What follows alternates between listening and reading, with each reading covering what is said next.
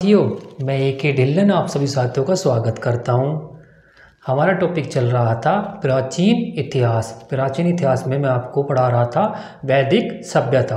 वैदिक सभ्यता के ऊपर 2 वीडियो मैं आपके लिए बना चुका हूं। ये तीसरी वीडियो है। 2 वीडियो में आपको वेद, उपनिषद, पुराण ये सब करा चुका हूं और यह इसकी लास्ट वीडियो है। इसके बाद आपका वैदिक सभ्यता पूरी की पूरी खत्म हो जाएगी। तो आइए शुरू करते हैं और देखते हैं वैदिक सभ्यता। वैदिक सभ्यता का टाइम मैं आपको बता ही चुका हूँ, 1500 BC से लेकर के 600 BC। 1500 BC, BC मतलब ईसा पूर्व, 1500 ईसा पूर्व से लेकर के 600 ईसा पूर्व। इसको हम 2 पार्ट में डिवाइड करते हैं। एक होता है पूर्व वैदिक काल, पूर्व वैदिक काल बोल दो, या इसी को बोलते हैं ऋग वैदिक काल, क्योंकि इसके अंदर आपकी ऋग्वेद का संकलन हुआ था। और एक होता है उत्तर वैदिक काल। क्या होता है उत्तर वैदिक काल? पूर्व वैदिक काल का टाइम है आपका 1500 BC से लेकर के 1000 BC। कितना है? 1500 BC से लेकर के 1000 BC। और उत्तर वैदिक काल का कितना है? 1000 BC से लेकर के 600 BC। कितना है? 600 BC। जो पूर्व वैदिक काल है इसमें आपका ऋग्वेद का संकलन हुआ था, तो ये ऋग्वेदिक काल भी बोलते हैं। और ऋग्वेद के बाद आपका यजुर्वेद हो, सामवेद हो, अथर्ववेद हो, उपनिषद हो, आरण्यक हो, जितने भी हो, तो सब के सब उनका संकलन कब हुआ है, उनकी रचना कब हुई है? उत्तर वैदिक काल में हुई है, सबकी उत्तर वैदिक काल में। तो ये पढ़ते हैं, पहले पढ़ते हैं भैया जो वैदिक सभ्यता थी। अभी तक तो हमने वेद वगैरह पढ़ी। जो वैदिक सभ्यता थी ये किसने बसाई? कौन लोग थे जिन्होंने वैदिक सभ्यता की शुरुआत की? तो ऐसा इतिहासकारों का, अलग अलग इतिहासकारों का मानना है कि जो वैदिक सभ्यता थी वो आर्यों ने बसाई। किसने? आर्यों ने। आर्य थे इनके निर्माता। वैदिक सभ्यता के कौन थे? आर्य थे। आर्यों ने वैदिक सभ्यता को शुरू किया। और जो आर्यों का मूल स्थान है भाई, जो आर्य लोग थे वे आए कहाँ से थे? तो ये अलग अलग विद्वानों का अलग अलग मत है। तो जो इंपॉर्टेंट है वे मैंने लिख रखे हैं, ये आपको याद करने, सबके याद नहीं करने। तो ये आर्य थे, आए कहाँ से थे? एक तो मैक्स मुलर ने क्या कहा है? मैक्स मुलर ने कहा है कि ये जो आए थे आपके मध्य एशिया से। कहाँ से आए थे? मध्य एशिया से। ये भी इंपॉर्टेंट है, ये बहुत बार पूछा जाता है आपका मध्य एशिया वाला। तो मध्य एशिया से आए थे आर्य, किसने कहा है? मैक्स मुलर ने कहा। आराम से याद कर लोगे, मैं से मध्य और मैं से हो जाएगा आपका मैक्स मुलर। उत्तरी ध्रुव से आए थे भाई जो आर्य थे, ये उत्तरी ध्रुव से आए थे। ये किसने कहा है? ये कहा है बाल गंगाधर तिलक ने। किसने? बाल गंगाधर तिलक ने। क्या कहा है कि भाई जो आर्य थे, आर्यों का जो मूल स्थान था वो था उत्तरी ध्रुव। उत्तरी ध्रुव तिब्बत से। तिब्बत इनका मूल स्थान किसने बताया? वो बताया आपका स्वामी दयानंद सरस्वती ने। किसने? स्वामी दयानंद सरस्वती ने। स्वामी दयानंद सरस्वती ने कहा कि ये जो थे आर्य तिब्बत से आए थे। और जो डॉक्टर संपूर्णानंद है, इन्होंने कहा कि ये आपके कहाँ से आए थे? यूरेशिया से आए थे। कहाँ से आए थे? यूरेशिया। यूरेशिया देखने को मिलेगा, क्या देखने को मिलेगा आपको? आल्प्स पर्वत। क्या? आल्प्स पर्वत। आल्प्स पर्वत। तो बस इन चारों का याद रखना है भाई। मैक्स मुलर ने क्या कहा? मैक्स मुलर ने कहा कि जो आर्यों का मूल स्थान है वो क्या है? मध्य एशिया। बाल गंगाधर तिलक ने क्या कहा? बाल गंगाधर तिलक ने कहा कि जो इनका मूल स्थान है वो है आपका उत्तरी ध्रुव। उत्तरी ध्रुव भाई, ग्लोब पर 2 ध्रुव है ना, उत्तर में और दक्षिण में। तो गंगाधर ने क्या कहा? बाल गंगाधर तिलक ने कि इनका जो मूल स्थान है वो है उत्तरी ध्रुव। और दयानंद सरस्वती ने क्या कहा? दयानंद सरस्वती ने कहा कि ये जो आए थे, ये आए थे तिब्बत से। कहाँ से? तिब्बत से। और डॉक्टर संपूर्णानंद ने क्या कहा कि ये आए थे, इनका जो मूल स्थान था वो था यूरेशिया। क्या था? यूरेशिया, या होगा आल्प्स पर्वत। क्योंकि जो यूरेशिया है ना, आल्प्स पर्वत के आसपास पड़ता है। जो आपका आल्प्स पर्वत है उसके आसपास पड़ता है। अब देखते हैं पूर्व वैदिक काल। क्या? पूर्व वैदिक काल नहीं, अभी ये जो भैया आर्य थे, आर्य जो थे, आर्य आ गए। आने के बाद आर्य बसे कहाँ भाई? जब भारत में आर्य आ गए तो उसके बाद आर्य बसे कहाँ? तो ये बसे, ये इंपॉर्टेंट है, ध्यान रखना। ये कहाँ पर बसे? आने के बाद ये बसे आपके सप्त सैंधव प्रदेश में। कहाँ पर बसे? सप्त सैंधव प्रदेश। इसका क्या मतलब है भैया? सप्त सैंधव प्रदेश, देखो इसका मतलब ये है भाई, जो 7 नदियों का राज्य, 7 नदियों की भूमि किसको बोलते हैं? वो बोलते हैं पंजाब को। तो जो पंजाब के आसपास के क्षेत्र है, जो पंजाब के आसपास के क्षेत्र है, ये समझो, भारत के मैप से थोड़ा समझो। मैप ही पता नहीं कैसा बनना है, जल्द ऐसा मैप समझ लो बस। तो जो पंजाब के आसपास के क्षेत्र, पंजाब है, हरियाणा है, पश्चिम उत्तर प्रदेश है, हिमाचल प्रदेश है, जम्मू कश्मीर है। तो इन क्षेत्रों में आकर के बसे और इसे कहा गया सैप्त सैंधव प्रदेश। क्यों कहा गया? क्योंकि यहाँ पर 7 नदियाँ बहती है। कितनी नदियाँ बहती है? 7। तो उसके नाम पर पड़ गया इसका सप्त 7 का मतलब सप्त सैंधव प्रदेश। तो आर्य भारत में आने के बाद कहाँ पर बसे? सैप्त सैंधव प्रदेश। उस टाइम पे ही तो नाम था नहीं, पंजाब वगैरह ये तो अब पढ़े हैं। तो कहाँ पर बसे? सप्त सैंधव प्रदेश में। और जो इनकी भाषा थी, भाषा भी बहुत एग्जाम में आई है कि आर्यों की भाषा क्या थी? तो आर्यों की भाषा थी आपकी संस्कृत। क्या थी? संस्कृत। ये तो हो गया आपका आर्यों का थोड़ा बेसिक, उनके बारे में बेसिक नॉलेज कि भाई वे कहाँ से आए, उसके बाद इंडिया में कहाँ पर बसे। अब देखते हैं पूर्व वैदिक काल। पूर्व वैदिक काल टाइम इसका बता चुका हूँ, 1500 BC से लेकर के 1000 BC जो पूर्व वैदिक काल में थी। पूर्व वैदिक काल को ऋग वैदिक काल भी बोलते हैं। क्या बोलते हैं? ऋग वैदिक काल। ऋग वैदिक काल भी बोलते हैं, पूर्व वैदिक काल को। ठीक है जी। तो इसमें जो नदियां हैं, अलग अलग नदियों के अलग अलग नाम है। उस टाइम पे नाम कुछ और थे, सिंधु का कुछ और था, झेलम का कुछ और था। ये सारे के सारे नाम इंपॉर्टेंट हैं। सारे के सारे नाम मैं आपको बिट ट्रिक याद कराऊंगा। तो ये देखते हैं। सिंधु का क्या नाम था? सिंधु का नाम था सिंध। क्या नाम था? सिंध। आराम से याद कर लोगे, सिंधु सिंध। व्यास का क्या नाम था? व्यास का नाम था आपका विपाशा। व्यास का क्या था? व्यास का नाम था पुराना विपाशा। ये पुराने नाम है, ये नए नाम है। आराम से याद कर लोगे। वै स्टार्टिंग में आ रहा, व्यास में भी आ रहा, विपाशा में भी आ रहा है। रावी का क्या था? रावी का था परुष्णी। क्या था? परुष्णी। जो दशराज युद्ध हुआ था वो रावी नदी के ही तट पर हुआ था। ऋग्वेद के कौन से मंडल में है बताना। तो रावी का क्या पुराना नाम क्या था? परुष्णी। याद कैसे करोगे? रवि। रवि भाई रवि किसका नाम है? रवि किसी पुरुष का जो नाम होगा, किसका होगा? पुरुष का। तो पुरुष से क्या हो जाएगा? पुरुष से हो जाएगा आपका परुष्णी। क्या हो जाएगा? परुष्णी। उसके बाद झेलम का क्या था? झेलम का नाम पुराना नाम है वितस्ता। क्या है? वितस्ता। इसको देखो भाई, अगर किसी इंसान के ऊपर विपत्ति आएगी, वितस्ता को बना दो विपत्ति। अगर किसी इंसान के ऊपर कोई विपत्ति आएगी तो उसको झेलना पड़ेगा। भाई विपत्ति आएगी तो झेलना तो पड़ेगा ही, चाहे वो अच्छी हो चाहे बुरी हो। तो विपत्ति से हो जाएगा वितस्ता। विपत्ति वितस्ता। और झेलम से झेलम। आराम से याद कर लोगे। चिनाब का क्या है? चिनाब का पुराना नाम आपका अस्कनी। क्या नाम है? अस्कनी। इसको आराम से याद कर लोगे, 2-3 बार देखोगे इसको याद हो जाएगा। चिनाब का क्या है? अस्कनी। चिनाब का क्या है? अस्कनी। झेलम का वितस्ता। उसके बाद गंडक का क्या है? गंडक का है सदा नारी। क्या है? सदा नारी। इसको कैसे याद करोगे भाई? सदा नारी को नीचा दिखाया गया है ना, नीचा बोल दो या बोल दो उन्हें भाई, थोड़ा उनको दबाया गया है, गाड़ा गया है, ऐसे भी तो बोल सकते हो। गाड़ा गया है भाई, दबाना, नीचा दिखाना, गाड़ना एक ही बात है ना। तो सदा नारी को हमेशा गाड़ा गया है, नीचा दिखाया गया। तो गाड़ा से याद कर लो गंडक। गाड़ा गंडक। तो गंडक का पुराना नाम क्या था? पुराना नाम था सदा नारी। क्या था? सदा नारी। सतलज का क्या था? सतलज का था सतुद्री। आराम से याद कर लोगे। सतलज सतुद्री सेम है।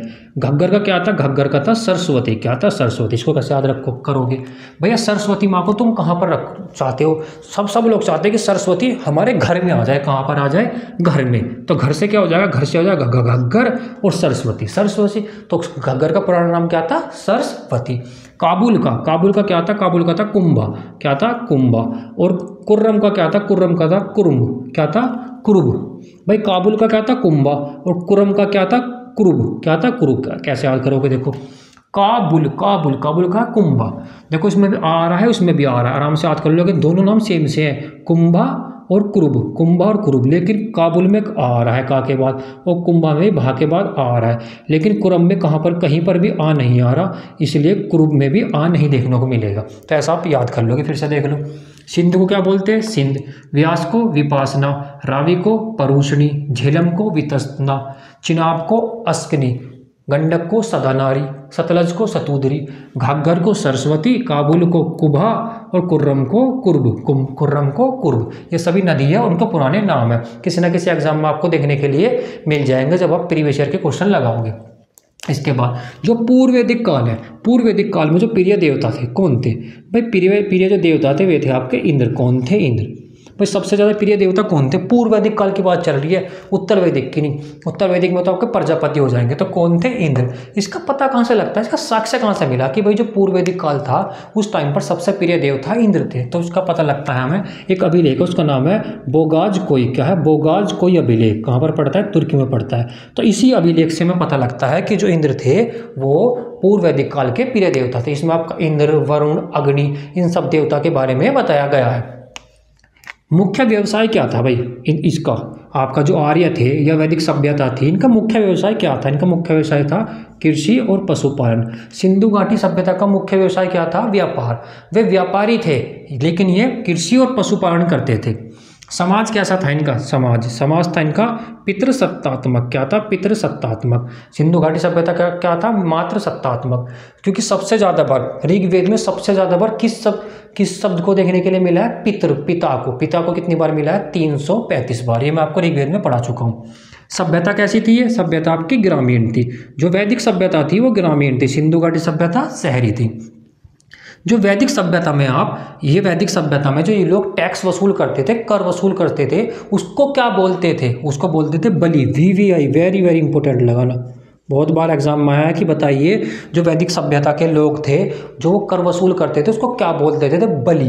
तो बलि देख के ऐसा लगे जैसे किसी की बलि दे रहे हो, लेकिन बलि नाम किसका था? बलि नाम था कर का, टैक्स का।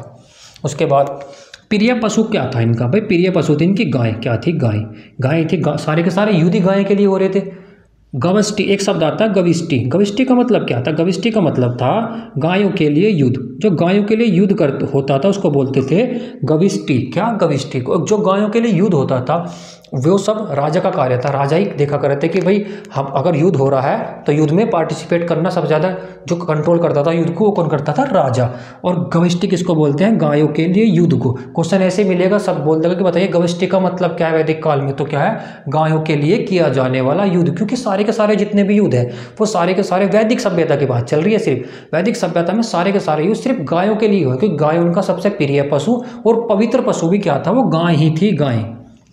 इनका जो पेय पदार्थ था वो क्या था? पेय पदार्थ था इनका सोमरस। क्या था? सोमरस। याद रखोगे, बिल्कुल नहीं भूलना। पेय पदार्थ क्या था इनका?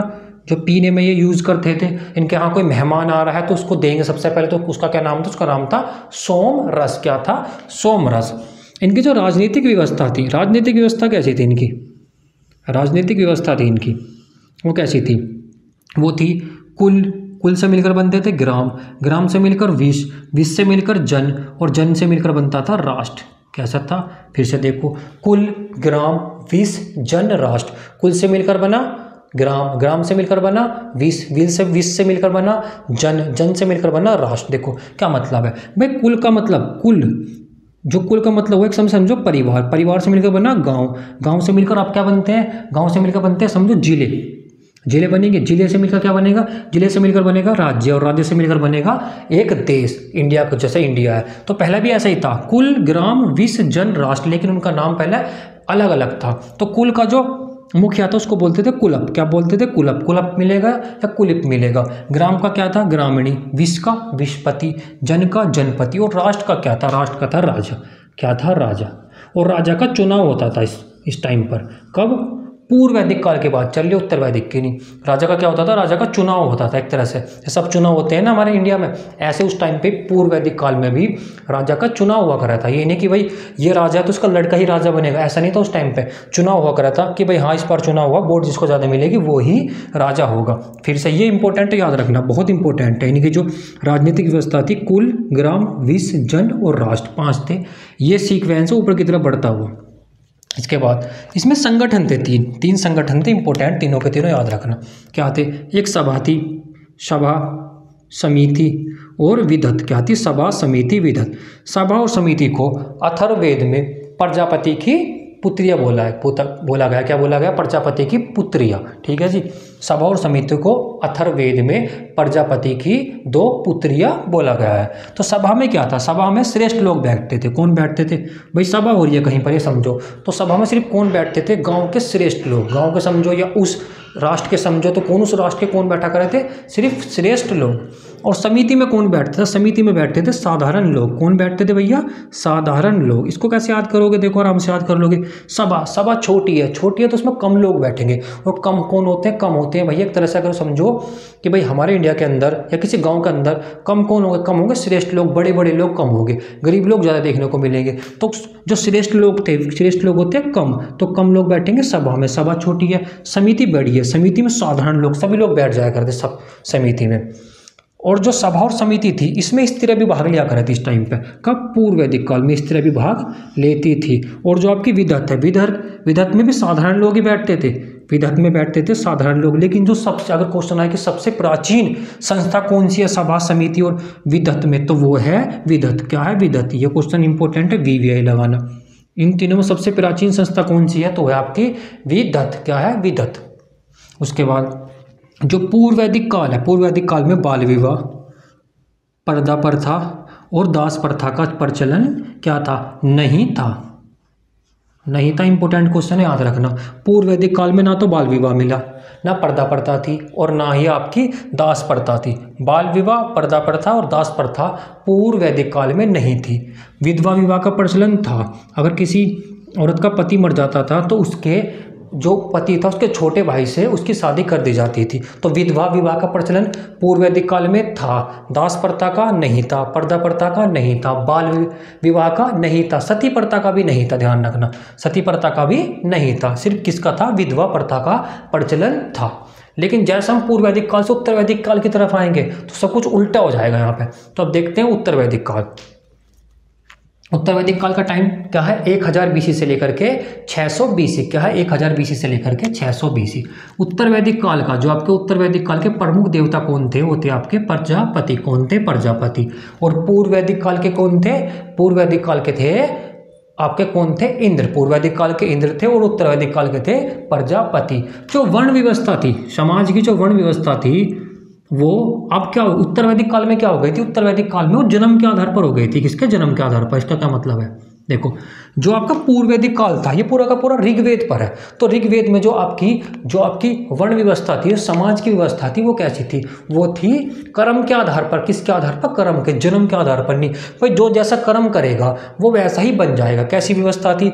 ब्राह्मण, क्षत्रिय, वैश्य और शूद्र। भाई जो काम पढ़ने का करेगा वो ब्राह्मण बन जाएगा, और जो लड़े झगड़ेगा वो क्षत्रिय, जो व्यापार करेगा वो वैश्य बनेगा, और जो सेवा विवाह करेगा, दास होगा, वो क्या बनेगा? वो शूद्र बनेगा। तो कर्म के आधार पर कहाँ थी? कर्म के आधार पर थी आपकी पूर्व वैदिक काल में। पूर्व वैदिक काल बोल दो, ऋग वैदिक काल बोल दो। और उत्तर वैदिक काल में क्या थी? उत्तर वैदिक काल में इसका उल्टा हो गया। अब क्या हो गया? वर्ण व्यवस्था हो गई आपकी जन्म के आधार पर। क्या हो गई?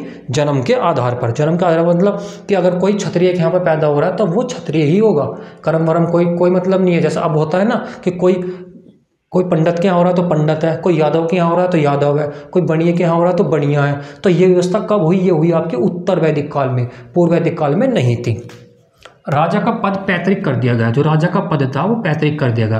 पैतृक बोल दो, वंशानुगत बोल दो। अब क्या था कि जो अगर कोई राजा है तो जो उसका लड़का होगा वो ही राजा बनेगा। और पूर्व वैदिक काल में क्या था? पूर्व वैदिक काल में था कि राजा का चुनाव होता था। लेकिन यहाँ पर चुनाव होना खत्म कर दिया इन्होंने कहा काम करो, चुनाव को खत्म करो। अब राजा है, राजा का ही लड़का अगर राजा होगा, फिर उसका लड़का राजा होगा, फिर उसका लड़का राजा होगा। तो राजा के पद को पैतृक कब किया? उत्तर वैदिक काल में। उत्तर वैदिक काल में सबसे इंपॉर्टेंट चीज जो हुई है वो ये हुई है, जैसे वीवीआई लगाना। लोहे की खोज कब हुई? लोहे की खोज हुई आपकी उत्तर वैदिक काल में। कब हुई? उत्तर वैदिक काल में। और जो लोहा खोजा गया वो कहाँ से मिला सबसे पहली बार? साक्ष्य उसके कहाँ से मिले कि वह सबसे पहली बार लोहा यहाँ से मिला? तो मिला आपका अंतरंजी खेड़ा। क्या? अंतरंजी खेड़ा। अंतरंजी खेड़ा कहाँ पर है? यूपी में। यूपी में भी आएगा। कहाँ पर है? तो ये पड़ता है एटा में। कहाँ पर? एटा में। तो सब उत्तर वैदिक काल में क्या हुआ? लोहे की खोज हुई।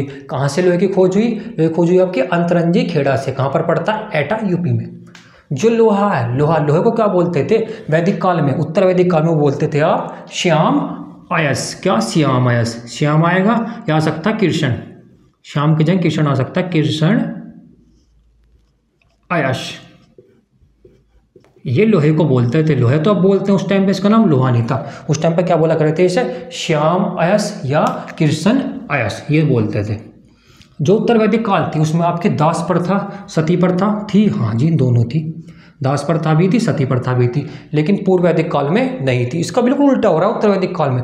उत्तर वैदिक काल का समाज बिल्कुल बदलता जा रहा है। गोत्र प्रथा व्यवस्था स्थापित हो गई। ये क्या है? देखो भाई, गोत्र प्रथा स्थापित हो गई। गोत्र प्रथा का मतलब हुआ भाई यही मतलब है जो यहाँ पर है, जन्म के आधार पर। भाई कोई क्षत्रिय के यहाँ पर पैदा हो रहा है तो क्षत्रिय बन रहा है, तो एक तरह से गोत्र हो गया उसका कि भाई क्षत्रिय के यहाँ क्षत्रिय, बनिए के यहाँ बनिया, तो गोत्र हो गया अब कि भाई जो जिसके गोत्र से यहाँ पर पैदा हो रहा है वो उसी गोत्र का होगा।